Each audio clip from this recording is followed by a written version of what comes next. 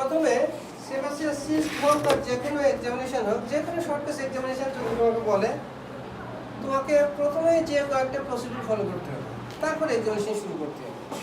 তিনটা স্টেপ আছে। একটা হচ্ছে প্রথমে যে পেশেন্টের সাথে গ্রিটিংস, পারমিশন এগুলো নেওয়া, 2 নম্বর হলো কোশ্চেনিয়ার সেশন, 3 নম্বর হচ্ছে এক্সামিনেশন করা। ঠিক আছে? তাহলে প্রথমে যে আমরা কি করবো, পেশেন্টের কাছে নিজের পরিচয় দিয়ে পারমিশন নেব। কি বলতে হবে? আসসালামু আলাইকুম, তোমরা যদি 5th ইয়ার মেডিকেল স্টুডেন্ট, বলবো যে আমরা 5ম বর্ষের একজন মেডিকেল স্টুডেন্ট, আমি আপনার মাথাটা একটু পরীক্ষা করে দেখতে চাচ্ছি। এতে আপনার কোনো কষ্ট হবে না, যদি কোনো সমস্যা হয় আমাকে জানাবেন। আমি একজন 5ম বর্ষের মেডিকেল স্টুডেন্ট, আমি আপনার মাথাটা একটু পরীক্ষা করে দেখতে চাচ্ছি। পরীক্ষা নিরীক্ষা না, শুধু পরীক্ষা করে দেখতে চাচ্ছি। পরীক্ষা করে দেখতে যাচ্ছে, এতে আপনার কোনো কষ্ট হবে না, যদি কোনো সমস্যা হয় আমাকে জানাবেন। উনি বলবে ঠিক আছে।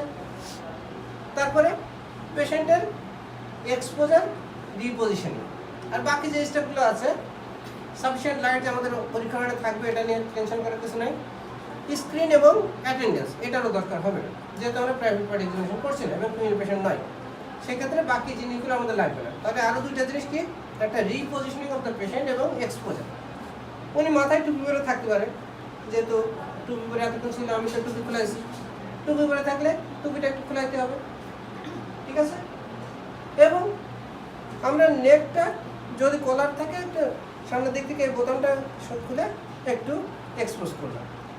পরে আমাদের তো জানি না এটা বিনাইন না ম্যালিগনেন্ট হলে আমাদের সার্ভাইকাল লিম্ফ নোড এক্সামিনেশন তো করা লাগতে পারে, তাই না? সেই হিসেবে আমাদের নেকটা আগে থেকে এক্সপোজ করে রাখবো, যদি প্রয়োজন মনে করি করবো, না প্রয়োজন মনে করলে করবো না। এই হলো আমাদের এক্সপোজার। এবং রিপোজিশনিংটা কি? রিপোজিশনিং হচ্ছে পেশেন্ট যদি এই যে আমার এইদিকে ঘুরেছিল, আমি যদি এই পাশ থেকে এক্সামিন করতাম, তোমরা দেখতে পারতাম। তাহলে স্যারের সামনে যেও, স্যারের উল্টা দিকে যদি পেশেন্ট মাথাটা ফিরিয়ে থাকে, তাহলে পেশেন্টের উল্টা দিক থেকে আমরা এক্সামিন করে স্যারও তো সামনে থেকে দেখতে পারবে না। তাহলে পেশেন্টকে একটু উল্টা দিকে ঘুরে স্যারের দিকে সোয়েলিংটা ফিরাইলে স্যার দেখতে পারবে। তাহলে আরেকটা জিনিস হচ্ছে, যেহেতু আমরা ব্যাক সাইড থেকে এক্সামিন করবো, সামনের দিক থেকে সোয়েলিংটা আমি দেখতেই পাচ্ছি না, তাহলে ব্যাক সাইড থেকে যদি আমরা এক্সামিন করতে হয়, তাহলে ব্যাক সাইডে সাফিসিয়েন্ট জায়গা আছে কিনা সেটা আমাকে দেখতে হবে। যদি জায়গা না থাকে, তাহলে বলতে হবে পেশেন্টকে একটু দাঁড়াইতে, টুলটা একটু সামনে টেনে নিয়ে পিছনে জায়গা করে আবার বসতে দেবো, যেন আমি ব্যাকে যেয়ে এক্সামিনটা করতে পারি। বোঝা গেল? এইটা হলো রিপোজিশনিং। পেশেন্ট যে পজিশনে আছে সেই পজিশনটাকে থেকে আমার পছন্দ মতো একটা পজিশনে পেশেন্টকে বসানো, এটা হলো রিপোজিশনিং অফ দ্য পেশেন্ট। এইগুলো ফলো করার পরে এই বয়সের কোশ্চেন নেয়, পেশেন্টকে কিছু কোশ্চেন করতে হবে। কী কী কোশ্চেন করবো? যে আপনার সোয়েলিং সম্পর্কে আমরা 3টা কোশ্চেন কমনলি করে থাকি। একটা হলো কী সমস্যা নিয়ে আসছেন। স্যার যদি এখানে কথা আছে, স্যার যদি বলে যে examine the swelling of the scalp, স্কাল্পের সোয়েলিংটা এক্সামিন করে, তাহলে তো স্যার বলেই দিল কী সমস্যা নিয়ে আসছে। তুমি তখন আর পেশেন্টকে জিজ্ঞাসা করতে পারবো না যে কী সমস্যা নিয়ে আসছে। আর শুধু যদি বলা হয় যে examine the SCALP of the patient, তখন তো তুমি জানো না স্কাল্পে কী আছে, তখন তুমি পেশেন্টকে জিজ্ঞাসা করবে আপনি কী সমস্যা নিয়ে আসছেন। তিনি বলবেন মাথায় একটা টিউমার আছে, কতদিন ধরে? প্রায় 7-8 বছর ধরে আছে, এটার জন্য আপনার কোনো সমস্যা হয় কিনা? না। 3টা কোশ্চেন ইন জেনারেল সকল সোয়েলিংয়ের ক্ষেত্রে কমন। এই সোয়েলিংটার জন্য আরও একটা কোশ্চেন আমরা এক্সট্রা করবো, যেহেতু সেবাসিয়াস সিস্ট খুব কমন একটা সোয়েলিং, বডির অন্য কোথাও এরকম সোয়েলিং আছে। ক্লিয়ার? এই 4টা কোশ্চেন করে আমরা শেষ করব। এরপরে ইন্সপেকশন। ইন্সপেকশন আমরা পেশেন্টের পিছন দিকে আসবো, যেহেতু বলছে পেশেন্ট স্কাল্পে একটা সোয়েলিং, মাথায় একটা সোয়েলিং আছে, আমরা দেখার জন্য প্রথম পিছনে আসবো। যদি এরকম চুল দিয়ে একটা ঢাকা থাকে, তাহলে তো আমি দেখতে পারবো না। তাহলে ইন্সপেকশন করার আগে প্রথমে আমাকে চুলটা সরিয়ে এক্সপোজার করে নিতে হবে। আগের এক্সপোজার যেটা আমরা করেছিলাম সেটা হচ্ছে কাপড়ের এক্সপোজার।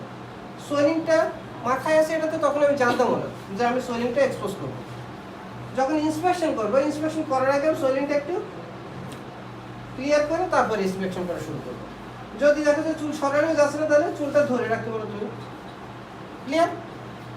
মাথাটার পরে একটা হাত রাখবে। বাম হাতের তো তোমার আর কোনো কাজ নেই, বাম হাতে একটু সোয়েলিং এঙ্গেজমেন্ট করার দরকার হচ্ছে না। এখন বাম হাতে তুমি মাথাটা একটু ধরে রাখবা, টু কন্ট্রোল দ্য হেড। তুমি তোমার পছন্দ মতো মাথাটাকে ঘুরাইতে পারবা, এই জন্য বাম হাতে মাথাটাকে ধরে রাখবা। এরপরে ইন্সপেকশন করবে, একটু সময় স্পেন্ড করবে, এপাশ থেকে এপাশ থেকে উপর থেকে নিচ থেকে ভালো করে খুঁজবে, দেখবা। 5 থেকে 10 সেকেন্ড এই জায়গায় একটু স্প্রেড করবো। বুঝা গেল? আমি যে ইন্সপেকশন করছি এটা স্যারকে বোঝানো যায়। তাহলে ইন্সপেকশন আমি কী কী দেখলাম? একটা হলো site of the swelling, number of the swelling, size and shape of the swelling. Side কোথায়? এটা দেখো ব্যাক অফ দ্য স্কাল্প, স্কাল্পের ব্যাকের আপার পার্টে, ঠিক আছে? নাম্বার কয়টা? একটা সোয়েলিং আছে। শেপটা কেমন? দেখো গোল মতো একটা swelling, spherical shape, spherical shape swelling. সাইজটা এখানে আমি মাপি নাই, দেখে একটা ধারণা করতে পারো যে সাইজ কতটুকু হতে পারে। মেজারিং অ্যাবাউট, যেহেতু আমি ধারণা করছি অ্যাবাউট বলতে হবে, প্রায়। মেজারিং অ্যাবাউট, যেহেতু স্ফেরিক্যাল এর ব্যাস তো থাকবে একটা, সুতরাং measuring about 2 centimetre in diameter বলতে পারো, 2 সেন্টিমিটার ইন ডায়ামিটার। ক্লিয়ার?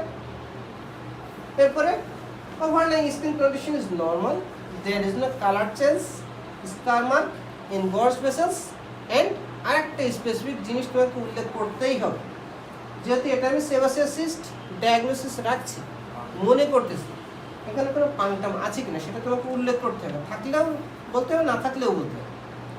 এখানে কোনো পাংটাম নাই, তাহলে overlying skin condition is normal, there is no colour change, scar mark, engorged vessels and পাংটাম।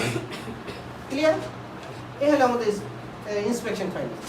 এরপরে প্যালপেশন।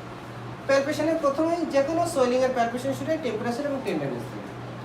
এটা তোমাদের আমি বারবার বলি, বারবার মনে রাখতে বলি, পরীক্ষার হলে জিজ্ঞাসা করতেছি তাও তোমরা বলতে পারছো না প্যালপেশন কী দিয়ে শুরু হয়, প্রথম এক্সামিনেশনটা কী করছো বলতে পারো।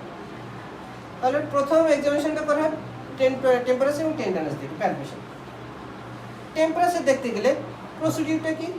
3 বার টাচ করা লাগে, normal side, pathological side, normal side. এটাও সবাই ভুল করছে, প্রথমে যে সোয়েলিং এর উপর হাত দিচ্ছে, ভুল হচ্ছে।